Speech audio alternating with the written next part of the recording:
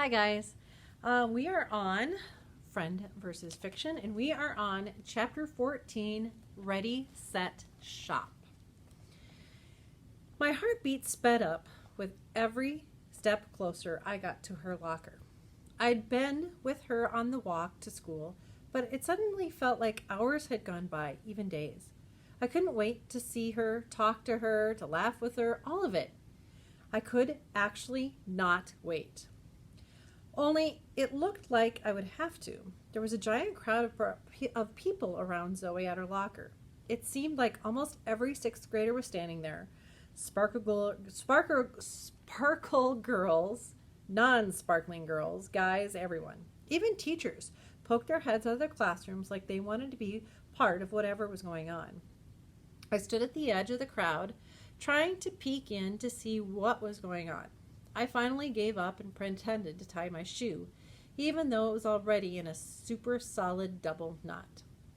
Eventually, everyone moved along, leaving Zoe all by herself. Jade! She grinned at me, and I forgot all about hospitals and rooms without windows. This school is the greatest, Zoe said. Everyone's so nice. They were all worried about me after the liver incident yesterday. Even people who weren't in our class heard about it. That's so awesome, I said. You're like famous. I watched as a few people walked by and gave Zoe high fives. I'd always imagined her as a popular person. It was pretty cool to see it happening. Zoe closed her locker, and I linked my arm through hers. As we walked down the hall, heads turned and people stared. Like we were actually walking down the red carpet on our way to the premiere of our movie about being the coolest best friends ever in the history of best friends. I, Jade Levy, not only had a real best friend, I had one that everyone wanted. And she was all mine. I lifted my head a little higher, and we kept on walking. It got even better at lunchtime. Now, remember at the beginning of the book, she spent all of her lunchtime by herself at a table, and she just wrote the whole time. So it got even better at lunchtime. I talked until my jaw got tired, laughed so hard I snorted, and apple juice came out of Zoe's nose. We almost forgot to eat. Like yesterday, I couldn't believe it when it was time to go. It had felt like we just sat down, like we'd blinked and now lunch was over. It was the best feeling and the most disappointing one at this very same time. Word count? Mrs. Yang asked as we walked by. I shrugged and shot her a sheepish grin. I tried, I swear I wanted to tell her, even though that wasn't exactly the truth. What's she talking about? Zoe asked. Oh, I used to write some of my stories about you at lunch, I said. But hanging out with the real you is so much better. Hanging out with you is the best, she said, and you get me so well. But I guess that's because you invented me. Yeah, I agreed. I smiled to myself and tried to ignore the funny feeling in my stomach.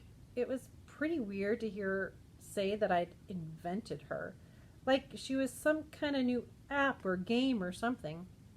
But she was only saying the truth. I had invented her. And now I was helping her learn new things and have fun. And she was happy about it. We both were. But that didn't mean we had to talk about it all the time. As we walked into health, I made a mental note to write in my notebook that Zoe never mentions the whole being invented thing again. What are you doing today after school? I asked Zoe at the end of the day. She gave me a funny look. Oh, right. She didn't know what she was doing after school because that, like everything else, was up to me. I said. We could go hang out outside, but it was a pretty windy day. Or we could go to the coffee shop, maybe? I wasn't allowed to drink actual coffee, but everybody got those amazing blended drinks instead, with the whipped cream and the chocolate shavings on top.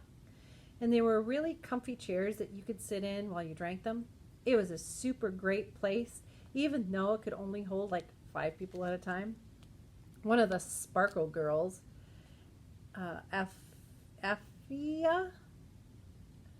Afia, whipped around in her seat. Have you tried the new mint mocha freeze? I folded my arms across my chest. Couldn't she see we were trying to talk here privately? Sorry, I didn't mean to interrupt. I just love the coffee place so much. And those new mint mochas are my life. Zoe, you have to go there sometime. Do you like chocolate? I think so. Zoe tilted her head and gave me a questioning look. Althea laughed before I could help Zoe out. We hadn't actually gotten to eat our chocolate chip and banana bread in that one story I'd written about, but she totally would have liked it if she had the chance to take a bite. I knew it's a complicated question, she continued. Milk chocolate is my favorite, but dark chocolate is good. And so is white chocolate, but it has to be the melt in your mouth kind. It's best with lots of whipped cream. Zoe made a face I didn't totally recognize. There are so many kinds of chocolate, she said. I wonder which one I would like. Right? You'll have to eat a little piece of all of them sometime, one after another. That's how I figured out my favorite. Althea turned back around. Finally, Zoe and I could get back to talking about our plans. Should we go to the mall? I said as we picked up our stuff. I'd written this epic mall story a few months ago. Even though the mall was tiny, Zoe and I still had tons of fun. If we went there today, our best mall time ever could happen for real. And this time, I could shop with actual money. Zoe and I could really buy things.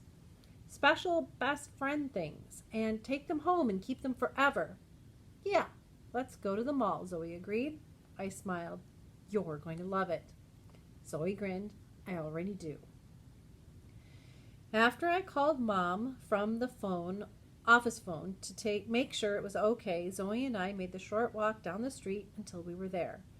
As much as I complained about Tavea, it was nice how easy it was to get around. You could pretty much walk anywhere. And you didn't even need a parent to go with you most of the time, which is especially good since I still don't know how I was going to explain Zoe to Dad.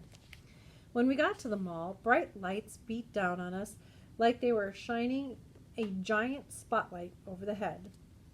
There were some other people around, but it felt like we were the only ones there. The mall was ours. It was ready. It was waiting. It was time. Zoe grabbed my hand like she had in the story, and my skin tingled with excitement. It was like the best dream ever, but it wasn't a dream at all. It was real life. Ready, I asked. Set, she said. Shop, we yelled together. We raced into the photo booth and took thousands of pictures while making the funniest faces we could. We played on the mini indoor playground in the hallway between the stores, and even though it was technically for little kids. At Save-A-Lot, we bought a present for Bo and a new hat for Dad. We got gummy bears at the hardware store because they had the really good candy. And then finally, we went to Glimmering Glean because we were saving the best store for last. We twirled around racks of clothes and jewelry and hair stuff and more. I always thought this mall was so dumb, but now with Zoe it was fun. Maybe places themselves weren't good or bad. Maybe it was the people you were with and the things that you did that make places special. We should get matching bracelets, I told Zoe. I held up a couple beaded green ones. I had totally suggested this in my story, only now we could really get them. We could actually clasp them around each other's wrists and wear them everywhere for everyone to see. Whenever I felt sad or scared or any other feeling that was even the tiniest bit rotten, I could look at it and remember that I had a living, breathing best friend with the very same piece of jewelry around her arm. I checked the price tag and thought about how much money I had left. I'd been saving up the money I made from watching Bo and helping out around the house forever. Not for a real reason, just because there wasn't really anything I wanted to buy with it until now. Other than that blended drink from the coffee shop every now and then, after the photos and presents for Dad and Bo, I still had enough to get 2 bracelets and maybe even a couple little things from the clearance bin. Maybe we should get some hair stuff too, I said. I grabbed a clip-on, sparkly pink hair streak from the sale box. This wasn't part of my old story. In that story, I never imagined that I'd have extra money.